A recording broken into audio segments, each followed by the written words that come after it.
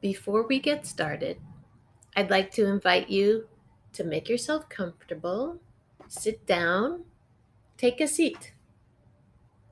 Welcome to another video visit with the American Folk Art Museum. My name is Elizabeth Gronke, and today we're going to be looking at objects that are very easy to take for granted. And those are chairs. The museum has quite a wonderful collection of unique chairs, and I want to share some of them with you today. And I'm hoping that by looking at these chairs from our collection, it will get you to think about the chair that you're sitting in right now, or maybe another favorite chair where you live. Let's start with one very fine example from the collection. Now, before I say too much about this chair, I would like you to just look at it. What are some details that you notice right away? If you're watching this with someone, this might be a good moment to pause the video and just point out a few details that you notice. For example, the first thing that catches my eye is that the backrest of the chair has a painting on it. In fact, there's quite a lot of decoration on the surface. So I'm going to zoom in a bit so you can get a closer look at all the details. What does it look like to you? Does this chair look comfortable to you? Would you sit in it? What we know about this piece is that it is called Armchair with View of Ithaca Falls. And it's from Ithaca, New York, and it was made in the early 1800s. We're not sure exactly who made it, but to me, it looks like they had a lot of skills and craftsmanship in their work. Let's go back to looking at the whole chair. I find this chair very beautiful, and I also think it looks very solid and comfortable. It's also a record of a time and a place. It's almost as if the creator of the chair wanted to say, here's a comfortable place to sit, and here is beautiful Ithaca, New York. Enjoy them both. I think that's a clever idea to celebrate a place by painting it on a chair. It's a way of feeling comfortable and rooted in that place. The next chair I want to show you is also clever, but it was, by contrast, made to go places. Here it is. Take a look at this chair. I see the three legs. I see the place to sit down. And I see a very narrow backrest. Any other details catch your eye? I've already given you the clue that this chair is meant to go places. So you've probably figured out that this is a folding chair.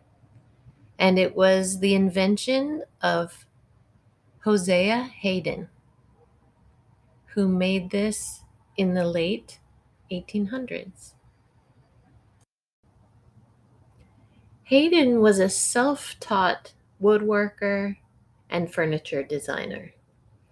And this example is one of over a dozen tripod folding chairs that he constructed and designed and personalized. I'm going to show you a couple of images of this chair so that you can see the way that he personalized it. Here are some drawings of two figures that he scratched in and filled with ink near one of the joints. And here's a close-up of the backrest. And I hope that you can see along the middle piece, he has written, almost like a journal, some of his political beliefs, his religious beliefs, and his observations about life. Hayden was well loved in his community in Indiana, and he was referred to as a versatile genius and a cherished neighbor. Now that I know that he filled his chairs with his beliefs in the form of images and writing, it changes the chair for me. It makes me feel like I'm looking at a piece of the man himself. What are some words that you would use to describe this chair? If you're watching with someone, this might be a good time to pause the video and look at the chair and come up with a word or two to describe it. I would call it inventive and versatile and clever. I believe that if I sat down in that folding chair, I would feel closer to Hosea Hayden. He really found a way to make himself seated in his own beliefs. The next chair that I want to show you is another spin on that idea of being seated in your beliefs.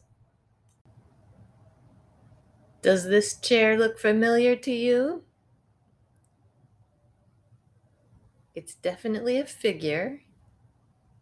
There is a beard. There are eyes. And there are tablets, two of them. If you recognize the figure within this chair as Moses, you've got it right. This chair is called The Comfort of Moses and the Ten Commandments, and it was created by Richard Dial in 1988. I'm wondering how you react to this chair. Did it make you smile? Did it surprise you? If somebody offered you a seat in this chair, what would you do? If you're sitting with someone right now, maybe you could pause the video and tell them what would you do if somebody said, "Please take a seat. Here is my Moses chair." Personally, I tend to react to this chair more as if it's a sculpture that I could be allowed to sit in. I really see it as a figure. And if I were to sit down there between the two tablets of the Ten Commandments, I think it would provoke an experience. It's not simply to rest, but to consider my relationship to that biblical figure. Richard Dial and his brother and father owned a metal patio furniture business in Alabama, where they're from.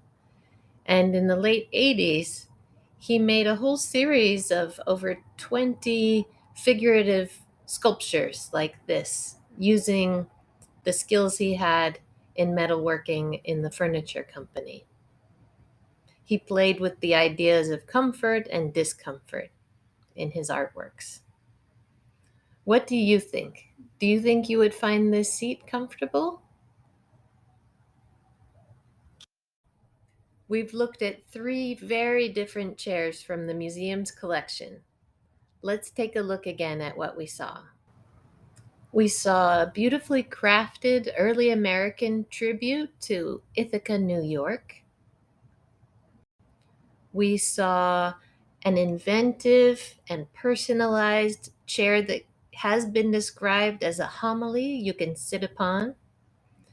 And we saw a chair that is also a sculpture that invites a person to consider their relationship to Moses. What a wide variety of chairs just with those three. And I can tell you, the American Folk Art Museum has a lot more chairs than that. There are rocking chairs, there are ladder back chairs, there's a whole bunch of miniature chairs. Some are made of metal, one is made of bones, and we even have a miniature chair inside of a bottle, if you can imagine that. I encourage you to go onto the museum's website listed below, go click the thing that says collections, and then there's this place to write in the word chair, and you'll see what I'm talking about. Before we finish this video, though, I invite you to do something a little creative where you are. Find a chair, look at it, and ask yourself, if the chair could talk, what would it say? How would your chair describe itself? Write a little tiny story. For example, I have a favorite chair in my household, and my chair would say, I'm older than everybody else in this house, but I don't creak. I have a nice cushion, and I will support you when you need me. That's what my chair would say. I hope you'll make up a story from your chair's point of view. And I would thank you so much for joining me with another video visit. And I look forward to seeing you next time.